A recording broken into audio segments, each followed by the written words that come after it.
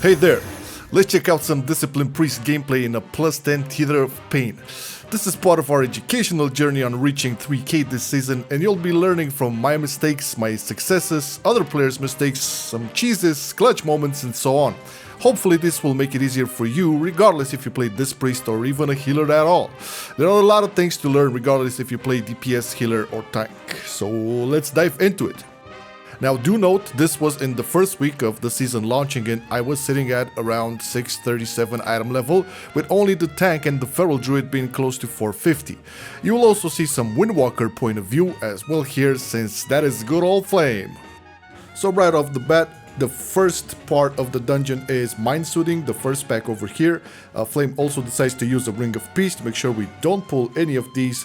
And the plan is to get the Bloodhorn pulled into the boss.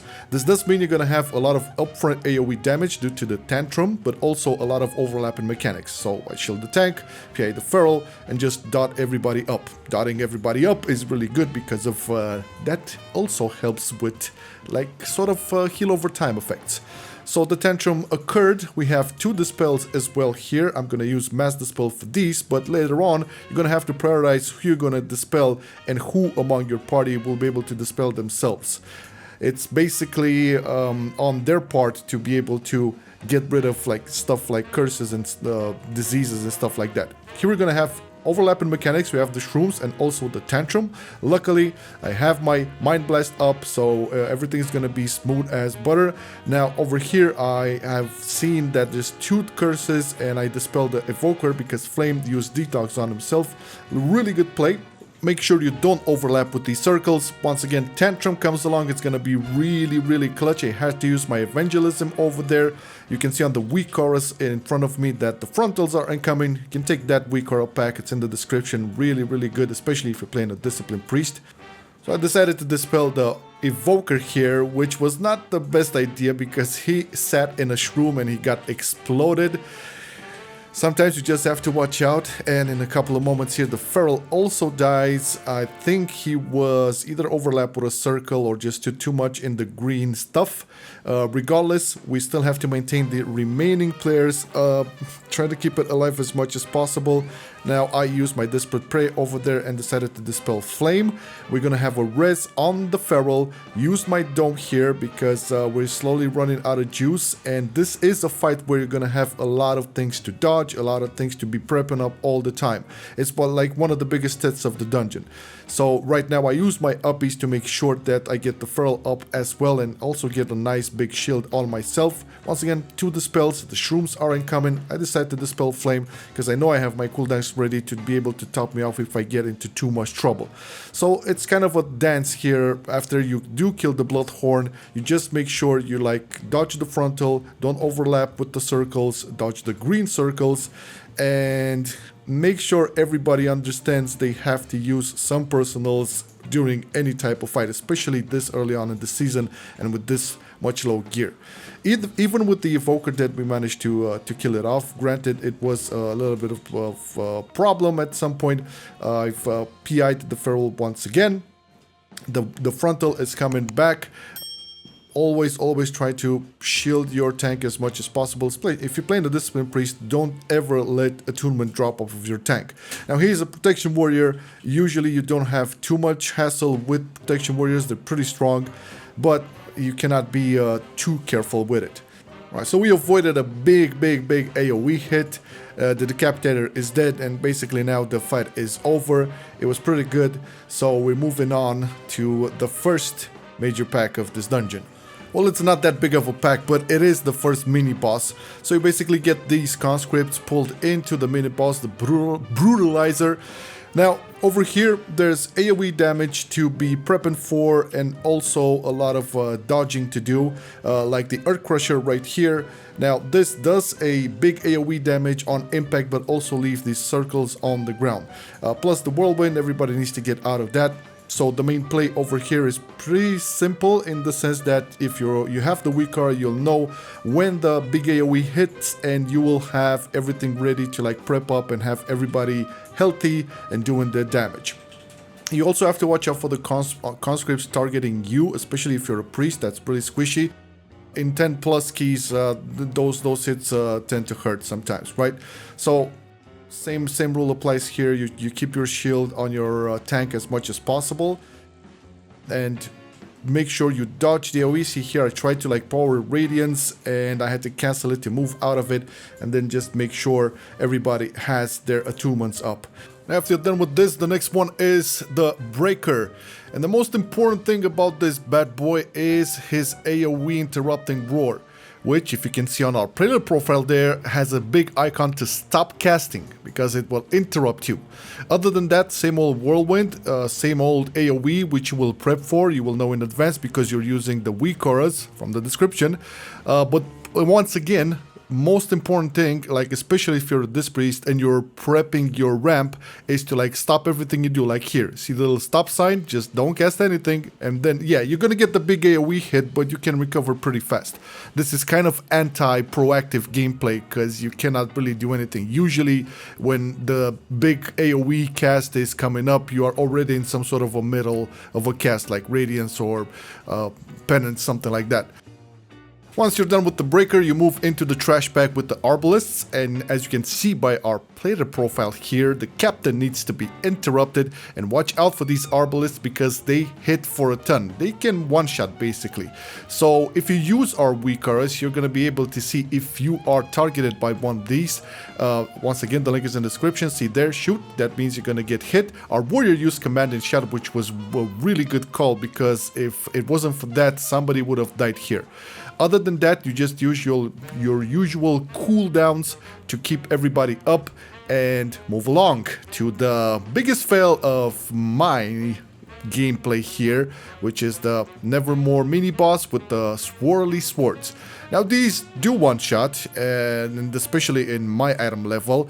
Now, the biggest mistake for me here was not following the tank on the corridor from which we came from. This is the play here, right? I just stayed in the back, as I usually tend to do, and got cramped up and could not get to the party members. I was line of sighting almost everybody. I mean, at this point, I can only keep attunement on the tank, and everybody else will just drop it off, and I cannot get it back to them. So, yeah. The Feral died. I got hit here. I used my Desperate Prayer, but it was still wasn't enough. The thing about these spores is they do disappear after some time, so I'm still managing a little bit to keep some people alive, but at some point it becomes kind of stressful for me, because look at this, like this sword's all over the place. I don't know where to go, and they are moving back more and more. Do note that this mini boss also has AoE damage, so I have to have attunements up at some point, right? Now at this point I do decide to like just PS myself and try to move through them, and look at what happens. Pam, see ya. So 40% damage reduction isn't enough. Look at those hits, 3.4 million, that's it. Anyways, we did it. We're moving on to the Unfallen boss, and one of the biggest things you have to be aware here is his jump in the middle. This is big AoE damage, and you have to like prep it up. Using the weak auras, you're gonna see here like middle leap in 4. You can see it here. Middle leap, 3, 2, 1. I have my Mind Blast ready, my Squid, and there you go. See, that was a big hit. Also dodge the pizza slice here. There's a lot of dance with this boss as well. The big deafening crash, and also really important, the crushing slam. You see that green stuff on the ground? You can get a little bit misled by that. You don't stay in front of it because the hit is all the way. In past Theater of Pains on the PTR, I've died to that multiple times. So just be sure to dodge anything that is dodgeable and you're good to go. Main gist for this boss is to just make sure you have everything ready and prepped up for the metal jump. That's it. Now we move along to this section right here. Pretty much self-explanatory, just dodge the green swirlies, and what we did, we decided to pull the Guardian boss, mini boss, which has a ton of AoE, and right off the bat I put the dome down because I know there's a lot of damage incoming. There's also a couple of curses going around, and this is another mistake I made here. This is why Flame died, because I wasn't paying attention. Now, the big AoE is indicated by the weak aura. As you can see, the countdown for it, I have everything up, so everybody should be healthy, but you do have to watch out for people getting cursed. Keeping on the rotation, now see here the big purple thing on Flame. This is a moment where I should have pain suppressed him, and no matter how much I try to spot heal, remember this priest is not good at spot heal. There's a big mistake. If somebody gets that, make sure to put pain suppress on, or at least call for a big defenses on their part. Moving along to these guys, nothing to worry about here. Just make sure everybody interrupts all of them and dispel their shields, and you're good to go. The second platform is a little bit more interesting, and we're gonna get to that. Alright, so here we have another Guardian and 2 mobs that need to be interrupted. As always, you have to remember from the first fight, this Guardian has a lot of AoE damage, and the rest of the party needs to make sure they kick the Bone Spears and such. Because that Bone Spear is, once again, a one-shot. You see here the AoE damage incoming. I already have everything prepped up, so nobody is in trouble. But somebody did not kick the Bone Spear, and I died. Look at that, 6.5 million damage. Anyways, moving along to the next platform, here we have the Bone Weaver. And 2 mobs, 2 Maguses that need to be interrupted. See, same old Bone Spear. Make sure you dodge these bluish circles on the ground. You can see I popped the dome here to make sure everybody is safe, but other than that, it's just tank and spank basically. Keep everybody up, do your DPS rotation, and you're good to go. After you kill it, then you have to deal with the last platform, which has the Dark Spear mob, which also curses, by the way, and it has that frontal that can throw you off the platform. See this one. You have to just dodge and make sure that if somebody is in some sort of wrong place, maybe use your grip to save them back. Other than that, keep everybody's attunements up and use your usual DPS rotation, and watch out for the people who are getting cursed because they leave like puddles on the ground. Next up is Kurthalog, the third boss of the dungeon. And you have to have a marker, first of all, at the entrance of the dungeon where you will have to put the draw souls mechanic. We'll get to that once it's happening. Now, the Death Spiral, basically, you're gonna have some very nice dodging to do. Make sure that you don't hit these balls, and the Wall of Darkness is going to be placed on a couple of players. Make sure you have your cooldowns ready for that, to just heal through it, and get ready for the Draw Souls mechanic, which basically will have you spawn some mobs that cannot hit the boss, right? So you can see people are already getting ready to move to the green marker. This is where we are gathering up. We dodge the little ball over there, and put the mob inside of that marker. Once that is happening, all of the party members will have to focus the mobs down. Also, the tank always needs to be opposite to where the rest of the party is, because the tank will get a very nasty frontal which travels through the whole of the room in a line, and there is a risk of party members getting hit. So if you see your tank not being opposite of you or your teammates, make sure you yell at him. Other than that, it's just another dance. You just make sure you prep up for the Will of Darkness mechanic, which is the biggest hitter, and you're good to go. Now, after this is probably the most dangerous pack in the dungeon, because there's a lot of stuff happening. So if you go into this pack, make sure you use all of your available cooldowns right off the bat. You can see here I used my Mind Blast, my Squid, my Dome, everything to just keep everybody alive. There's like green circles all over the place. You have these poors who need to be kicked all the goddamn time. It's chaos. So don't be too conservative with your cooldowns here. After you finish this, you go into another butcher with 2 spears. This is a little bit easier, but same rule applies. Use your cooldowns. They jump, they do a lot of damage. They also need to be kicked. If the kick is missed, then you're gonna have a bad time. As a Discipline Priest, it's a pretty easy pack to go into, but regardless of any healer you play, or if you play a DPS or whatever, just make sure you stop these spewers for doing their thing. They're gonna jump regardless, right? After you finish this, you make sure you dodge this big mob over here, and you move once again into another butcher with a couple of horrors this time and another spewer. Same rule applies as the previous ones. Make sure to use your Mind Blast, your Squid. This will guarantee you don't have any surprises, and obviously dodge the green circles. And the next pack is very similar to the first one, the chaotic one, because you have these refuses here that jump all over the place. You have the gas bag, which does have a frontal and a back mechanic that you need to dodge, so be very, very wary of that. There's also a couple of like nasty diseases that you have to handle, so the same rule applies as previous obviously, like, use your cooldowns freely here. Don't try to save anything, especially as a Discipline Priest, since you have access to them so fast.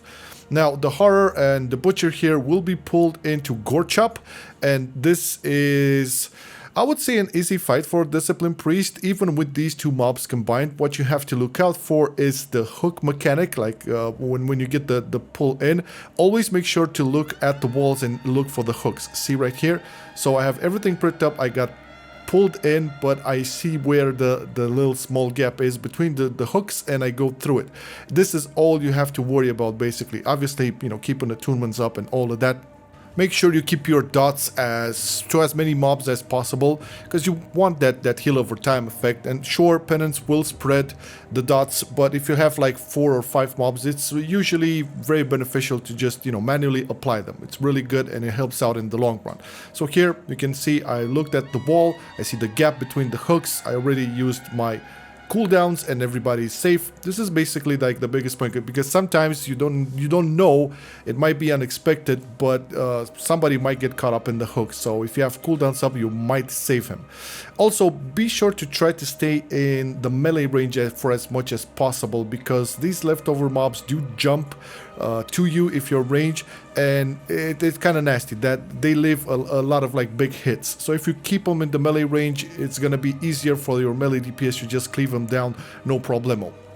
Once again, dodge all of the hooks. Make sure you always look at the wall, you go into the gaps, and that's it. Pretty much an easy fight. Next up is the last boss of the dungeon, the Empress.